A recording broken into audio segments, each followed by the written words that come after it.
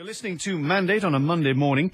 Earlier this summer, I told you about a local company formed to bring electric motoring to the Isle of Man. Well, Steve Burrows from Port Erin, who's adopted the title Chief Egomaniac of the company, has now imported the first of what he hopes will be a fleet of eco-friendly cars. Unlike the more usual hybrids, which feature electric and combustion power, the EV, or EVI, based on the popular Citroën CI Super Mini, relies entirely on volts and amps. Stuart Peters risked his petrol-burning credentials to try the new car out after this. Manx2.com, your mandate to fly. Fancy a weekend shopping? Now you can, with daily flights to Belfast. For low fares, great service and a friendly Manx welcome, fly Manx2.com. It's based upon the Citroën C1, fully converted into electric, so it's a pure electric car.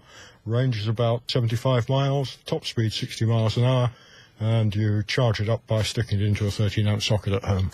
And it's not a hybrid, there isn't a petrol engine there as backup or anything, this is just pure electric? This is pure electric, absolutely zero emission, rolls along nice and silently. The amazing thing about this is that you just open the fuel filler cap from the outside the car and you expect to see a spout there, and it's not, it's actually a socket, isn't it? That's right, yeah, there's a 3-pin socket there, and you've just plugged the extension lead in.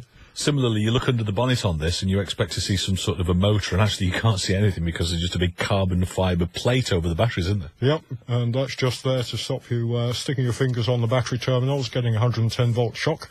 But there's nothing to see. It's totally undramatic. These are great little cars, and they're fairly inexpensive, the normal petrol or diesel versions of this. The trouble with electric cars so far has been the price. What sort of price premium is this, being electric? The base model of this is £18,550.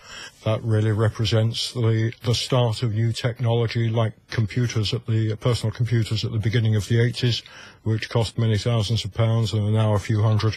So we expect to see electric vehicle technology evolve in capability and decrease in price as the years go on. So the worry about somebody buying this now is that they're going to be an early adopter. They're going to effectively pay a high price, well, twice the price of a petrol version of this car to have one. Who do you expect to sell them to then? Early adopters is exactly it. Those who want to get into the technology for the sake of the technology, because it's clean, it's zero emission, and leaves a very, very small footprint on our planet. People for whom the utility of just being able to plug and go gives them sufficient value to justify the additional expense. Car has great advantages. There is only one moving part in the engine, so the reliability of an electric motor far surpasses that which one would normally expect of a petrol engine. Servicing costs should be significantly lower. The engine itself and the batteries, it don't need servicing, so the service liability is merely that of changing the gearbox oil and doing the standard vehicle lubrication and brakes. Can we take it around the block? Absolutely. Good, so what do we do? Key in. Yeah. Just turn it on and you'll see the dash light up. Oh, yeah. You'll see, just do a self-test and then tell us how much battery charge. 93%.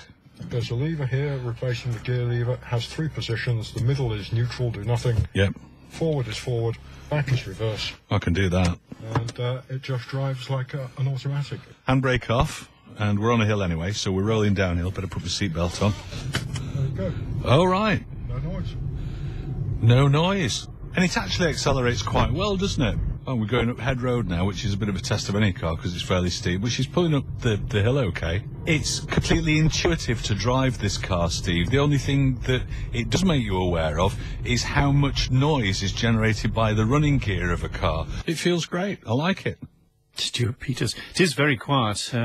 It creeps up behind you. You have to turn around to make sure that it is coming up behind you. Stuart Peters, if you want to know more about that car, Steve Burrows' website is e-go.im.